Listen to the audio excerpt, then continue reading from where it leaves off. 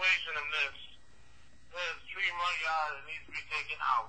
Now, I'll let you do this, and you keep on the wood, and make yourself a bench or swing or whatever you want to do with it. And you won't have to be charged, and just take it for me.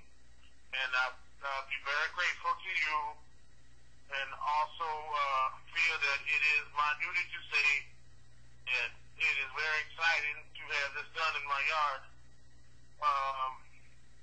I don't really know what else to say.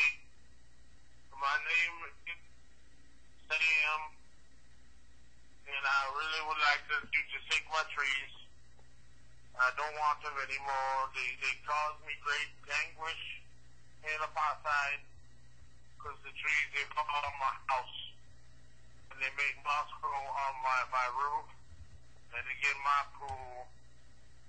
And I don't know why they do that. Maybe you can explain when you stop by.